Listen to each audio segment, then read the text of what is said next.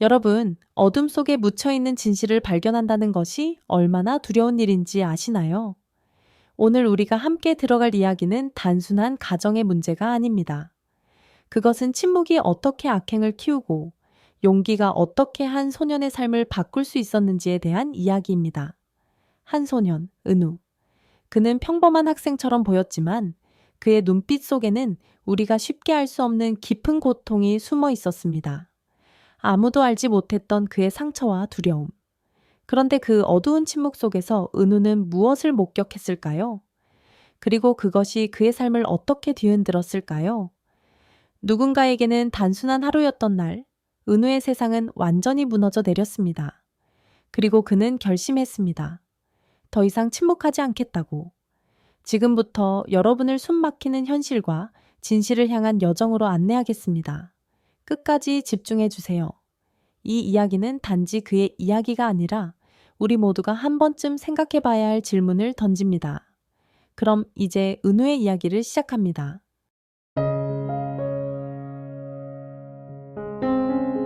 은우는 교실 맨 뒷자리 창가에 앉아 조용히 고개를 숙이고 있었다. 수업이 시작된 지 20분이 지났지만 은우는 아직 한 번도 손을 들지 않았다. 창밖에서는 아이들이 운동장에서 뛰노는 소리가 들렸지만 그의 마음속은 한겨울처럼 얼어붙어 있었다. 책상 위에 올려놓은 손등에는 연한 멍자국들이 희미하게 보였다. 같은 반 친구들은 그의 주변을 지나칠 때마다 작은 속삭임을 주고받았지만 그 속에는 동정이나 우정의 흔적은 없었다. 은우야, 오늘 숙제했니? 지혜 선생님의 따뜻한 목소리가 교실을 울렸다. 하지만 은우는 대답 대신 고개를 더욱 숙였다. 눈을 마주치고 싶지 않았다. 모든 시선이 자신에게 쏟아질 것 같은 두려움이 목을 조였다. 점심시간이 되자 은우는 다른 아이들이 급식실로 몰려가는 동안 조용히 운동장 뒤편으로 발길을 옮겼다. 낡은 벤치에 앉아 작은 빵 조각을 꺼내 들었다. 그 순간 멀리서 자신을 보고 있는 시선을 느꼈다. 준서였다. 준서는 교실에서 가장 활발한 아이였고 어딘가 거칠고 자유분방한 분위기를 풍겼다. 하지만 그의 눈빛에는 따뜻함이 묻어 있었다. 너 여기서 뭐해? 준서가 물었다. 은우는 대답 대신 고개를 돌렸다. 준서는 한숨을 쉬며 그의 옆에 앉았다. 내가 뭔지 알아? 나도 어릴 때 많이 맞았다. 그래서 여기까지 왔어. 준서가 갑자기 말했다. 그의 말은 예상치 못한 충격처럼 다가왔다. 은우는 잠시 멈칫했지만 아무 말도 하지 않았다. 준서는 그저 가볍게 웃으며 말했다. 네가 뭘 숨기고 있는지 모르겠지만 기억해. 말을 꺼내지 않으면 아무도 도와줄 수 없어. 그날 오후 은우는 교장실로 불려갔다. 김 교장은 책상에 앉아 은우를 바라보았다. 은우야, 괜찮니? 김 교장의 목소리는 부드러웠지만 눈빛은 날카로웠다. 은우는 한동안 침묵하다가 힘겹게 고개를 끄덕였다. 혹시 집에서 문제가 있는 거니? 누군가 너를 괴롭히고 있다면 말해줄래? 은우는 대답하지 못했다. 가슴속 깊이 자리 잡은 두려움이 그의 목소리를 틀어막았다. 그는 책상 위 김 교장의 손끝만 바라보며 숨을 삼켰다. 집으로 돌아가는 길에 은우는 골목길 끝에서 아버지 민재가 기다리고 있는 것을 발견했다. 민재는 담배를 피우며 굳은 얼굴로 은우를 노려보았다. 왜 이렇게 늦었어? 민재의 목소리는 차가웠다. 은우는 얼어붙은 채로 고개를 숙였다.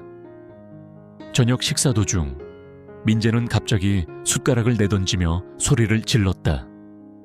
왜 밥이 이렇게 차가워? 수지는 아무 말 없이 고개를 숙이고 서둘러 밥상을 치웠다. 은우는 조용히 자리에서 일어나 방으로 들어갔다. 방문을 닫으며 그는 희미한 울음소리를 들었다. 그것은 수진의 것이었다. 하지만 그녀의 울음소리는 은우에게 위로가 되지 않았다. 오히려 더 깊은 절망감을 불러일으켰다. 한밤중 은우는 거실에서 울리는 소리에 잠에서 깼다. 문틈으로 살짝 고개를 내밀자 민재가 수진을 거칠게 밀치는 모습이 보였다. 너 같은 게 뭘 안다고. 민재가 소리쳤다. 수진은 벽에 부딪히며 몸을 움츠렸다. 은우는 무의식적으로 뒷걸음질 쳤다. 손이 떨리고 숨이 가빠왔다. 그는 방으로 돌아가 이불 속에 몸을 숨겼지만 그 장면은 눈을 감아도 지워지지 않았다. 다음 날 학교에서 지혜 선생님은 은우의 팔에 있는 멍자국을 발견했다. 은우야, 이건 어떻게 된 거니? 그녀는 조심스럽게 물었다. 하지만 은우는 고개를 저으며 아무 말도 하지 않았다. 그녀의 눈에는 깊은 걱정이 서려 있었지만 더 이상 묻지 않았다. 수업이 끝난 후 지혜는 학교 근처의 공원에서 은우와 준서를 발견했다. 준서는 은우에게 무언가를 이야기하며 웃고 있었고 은우는 처음으로 미소를 짓고 있었다. 그녀는 멀리서 그 모습을 바라보며 마음 한구석에 희망의 불씨가 살아나는 것을 느꼈다. 그러나 그날 밤 은우는 민재가 문 밖에서 자신을 부르는 소리를 들었다. 은우야, 이리 나와. 그의 목소리는 낮고 위협적이었다. 은우는 문 뒤에서 꼼짝도 하지 않았다. 그 순간 무언가가 깨지는 소리가 들렸고 은우는 공포에 떨며 몸을 움츠렸다. 이 모든 고요함 속에서 그는 결심했다. 침묵은 더 이상 그를 지켜주지 못한다는 것을. 은우는 그날 밤 방 안에서 스스로에게 다짐했다. 더 이상 침묵하지 않겠다고. 하지만 그 결심은 말처럼 쉽지 않았다. 민재의 소리는 여전히 집안 구석구석을 울리고 있었고 수진의 울음소리는 그 소리 사이에 묻혀 있었다. 은우는 조용히 책상 서랍을 열어 작은 녹음기를 꺼냈다. 몇 주 전 준서가 네가 뭘 느끼든 증거가 있어야 한다며 건네준 물건이었다. 그는 녹음기의 버튼을 눌렀다. 민재의 분노의 찬목소리, 수진의 비명이 녹음기로 들어갔다. 손이 떨렸지만 그는 멈추지 않았다. 그동안 쌓였던 두려움이 서서히 용기로 바뀌는 느낌이었다. 다음 날 학교에서 은우는 지혜 선생님을 찾아갔다. 그는 여전히 말이 없었지만 녹음기를 조심스럽게 그녀의 손에 건넸다. 지혜는 의아한 표정으로 녹음기를 들었다. 이게 뭐니? 은우야? 그녀가 물었지만 은우는 아무 말 없이 고개만 끄덕였다. 지혜는 수업이 끝난 뒤 녹음 내용을 듣고 충격에 휩싸였다. 민재의 거칠고 폭력적인 언행이 생생하게 들려왔다. 그녀는 눈을 감고 깊이 숨을 내쉬었다. 이건 그냥 넘길 수 없는 일이었다. 지혜는 즉시 행동에 나섰다. 그녀는 지역 아동보호기관에 연락을 취했고 그곳에서 전문가들이 학교로 오기로 했다. 하지만 그녀는 민재의 교활함을 잘 알고 있었다. 그는 쉽게 증거를 숨기고 거짓말을 꾸며낼 사람이었다. 며칠 뒤 아동보호기관의 사회복지사들이 민재와 수진의 집을 방문했다. 은우는 거실에서 그 장면을 숨죽여 지켜보았다. 민재는 흠잡을 데 없이 깔끔한 셔츠를 입고 억지로 친절한 미소를 지으며 복지사들을 맞이했다. 아, 저희 아이가 좀 예민해서 그래요. 가끔 혼자 다치기도 하고요. 민재는 능청스럽게 말했다. 옆에 앉아있던 수진은 고개를 끄덕이며 그의 말을 따라갔다. 복지사들이 은우에게 직접 질문했을 때도 민재는 한 발짝도 물러서지 않았다. 그는 은우를 엄하게 쳐다보며 이렇게 말했다. 그치 은우야? 네가 가끔 사고를 치긴 하지만 우리는 널 사랑하잖아. 은우는 입술을 깨물었다.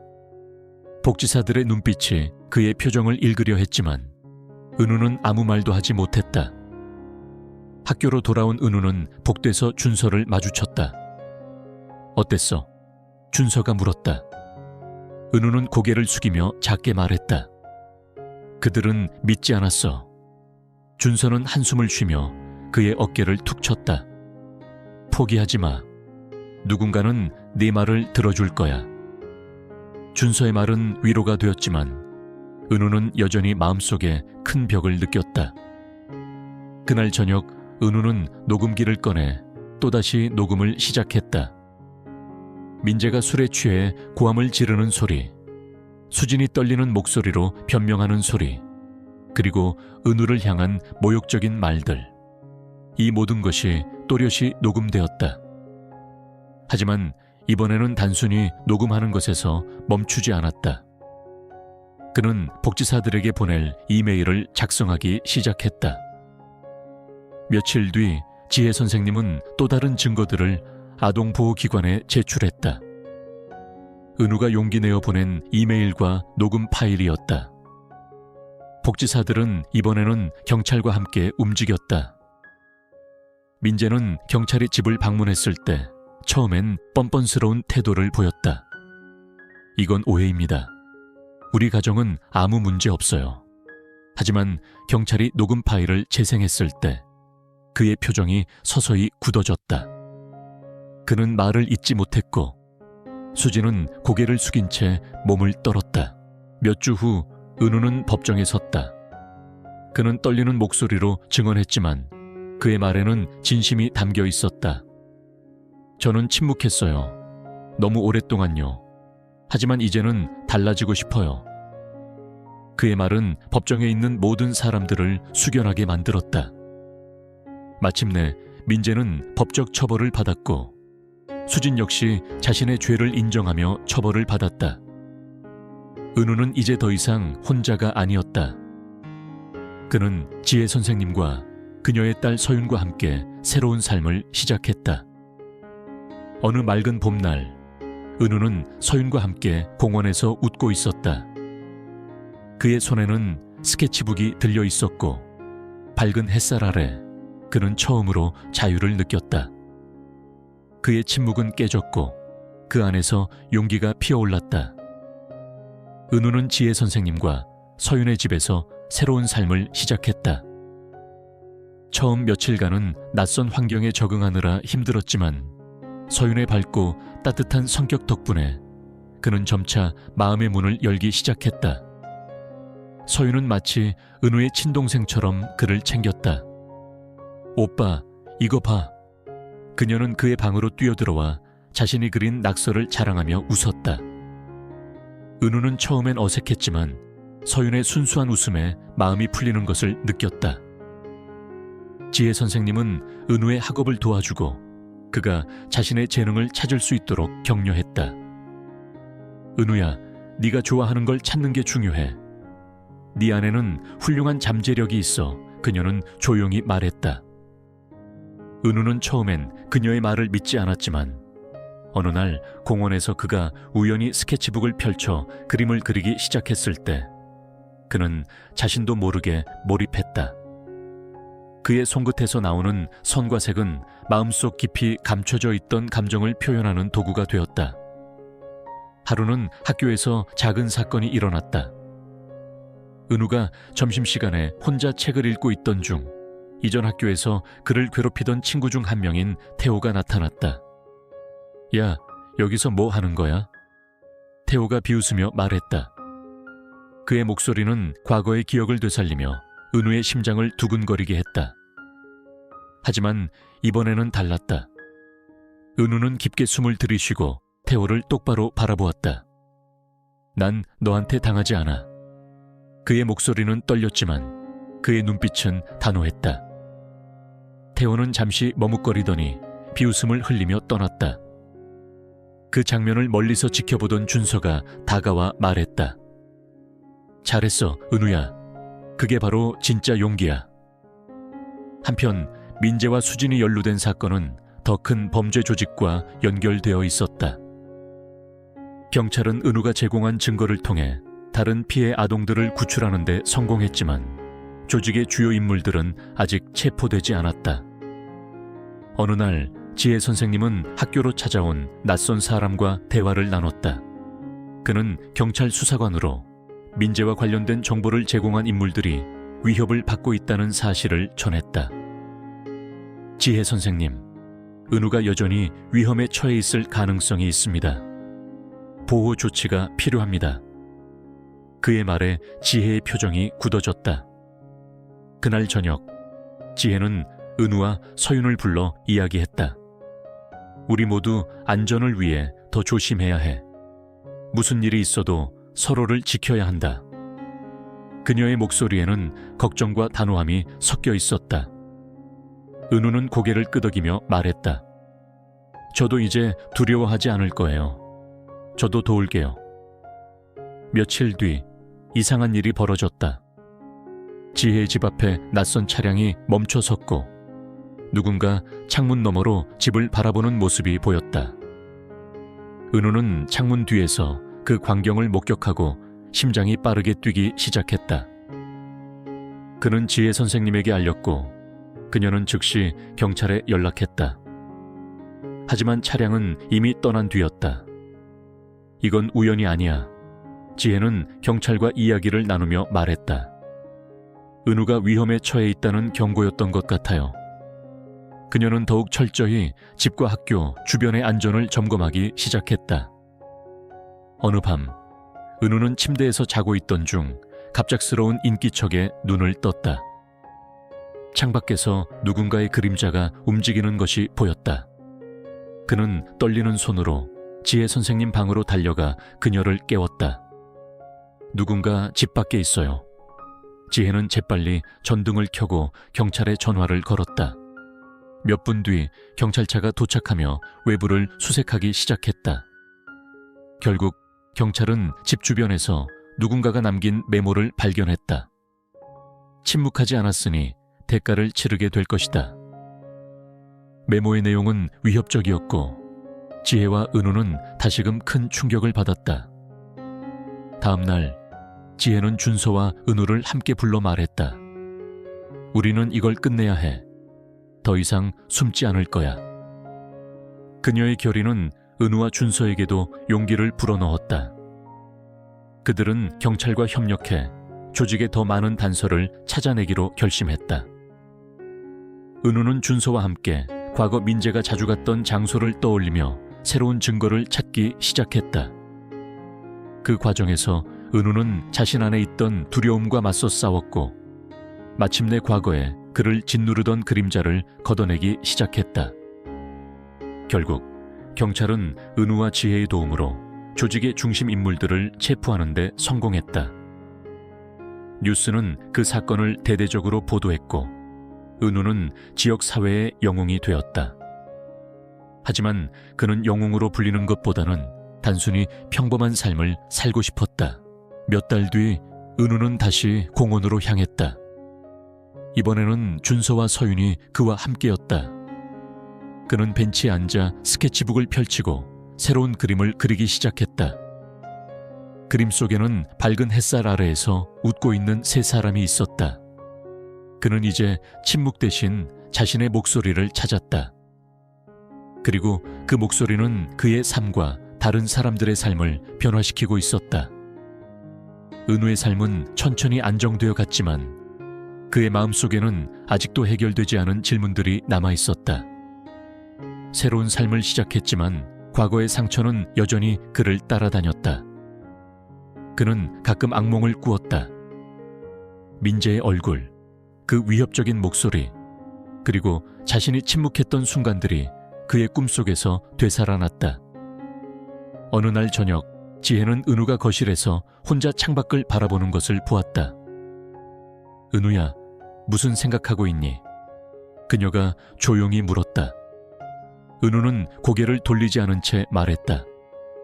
선생님, 왜 수진은 그렇게 행동했을까요? 왜 아무것도 하지 않았을까요? 지혜는 잠시 침묵했다. 그녀는 은우의 질문이 단순히 수진을 탓하려는 것이 아니라 자신이 이해하지 못한 상황을 받아들이려는 노력임을 알았다. 수진은 아마도 두려웠을 거야. 그녀가 말했다.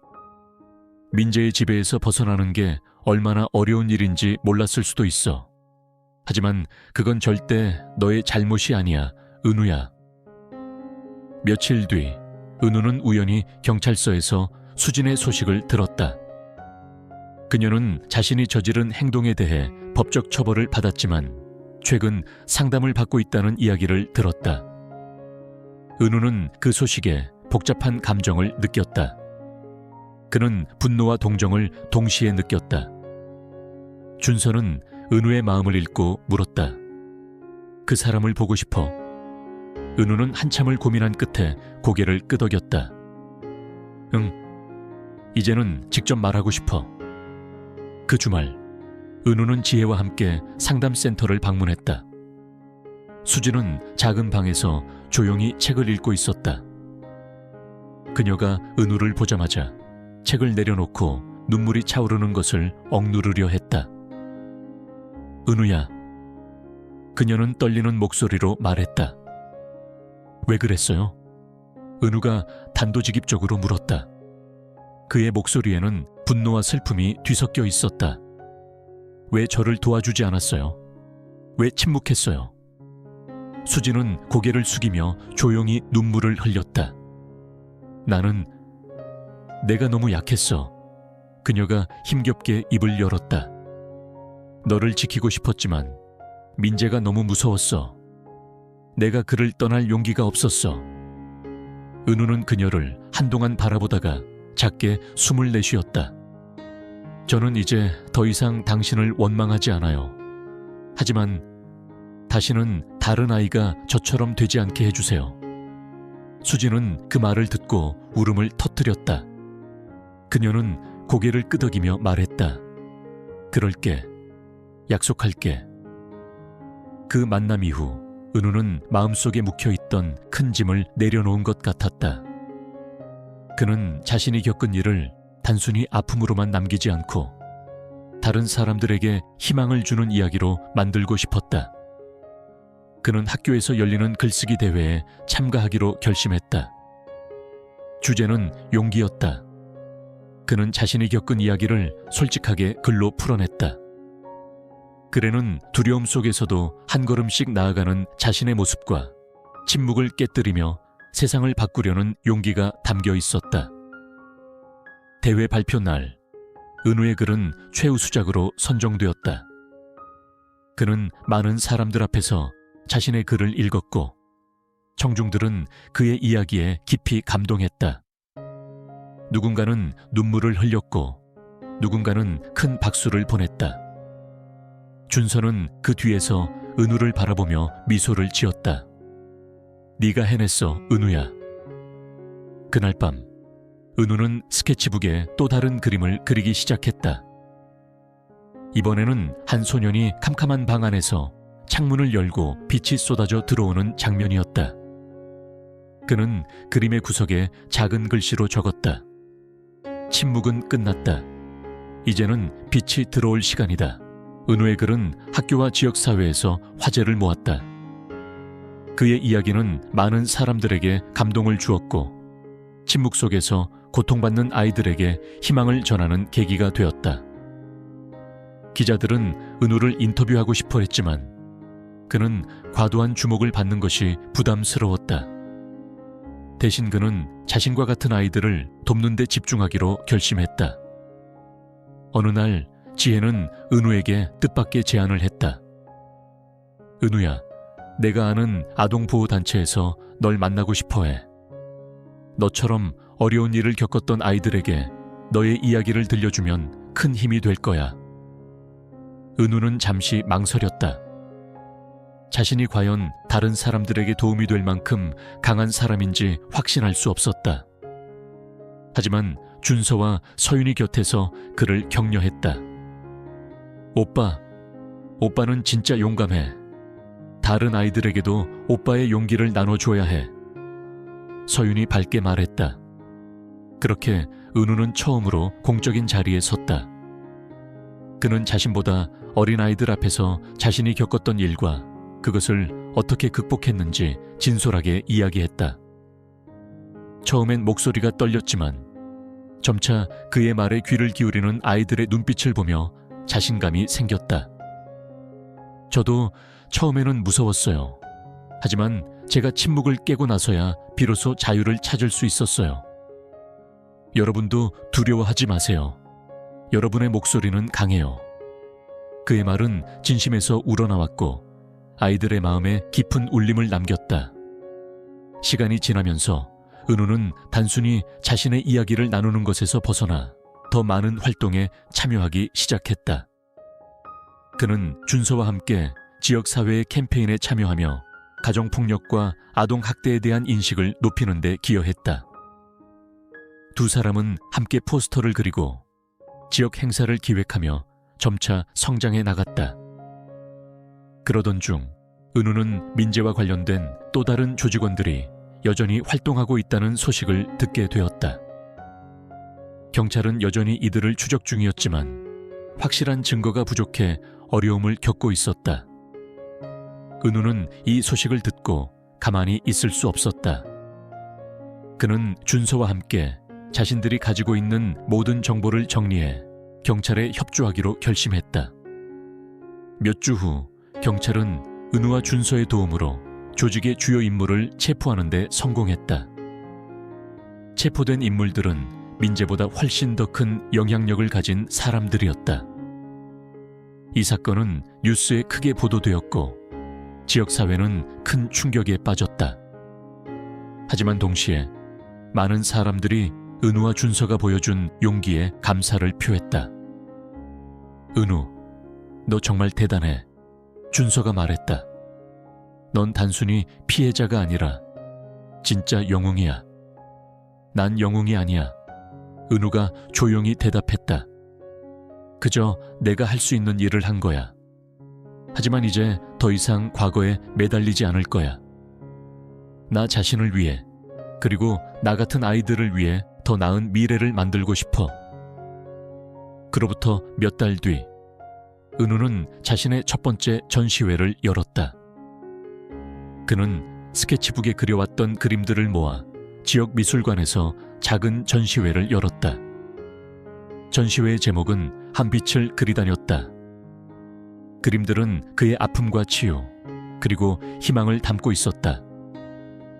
많은 사람들이 그의 전시회를 찾아와 그림 속에 담긴 감정을 느꼈고 은우의 이야기를 다시금 떠올렸다. 전시회 마지막 날, 은우는 그림 앞에 서서 자신을 바라보는 아이 한 명을 발견했다. 그 아이는 은우를 올려다보며 말했다. 나도 오빠처럼 강해질 수 있을까요? 은우는 미소를 지으며 답했다. 당연하지. 넌 이미 강하단다. 네 안에 있는 빛을 믿어봐. 그날 밤, 은우는 집에 돌아와 스케치북의 마지막 페이지에 새로운 그림을 그렸다. 그 그림 속에는 많은 아이들이 손을 잡고 밝은 햇살 아래에서 웃고 있는 모습이 담겨 있었다. 그리고 그는 그림 아래에 이렇게 적었다. 이제 우리는 함께 빛을 향해 걸어간다. 은우는 자신의 삶을 통해 고통 속에서도 희망을 잃지 않는 법을 배웠다. 그는 과거에 얽매이지 않고 자신의 이야기를 세상을 변화시키는 힘으로 바꾸었다.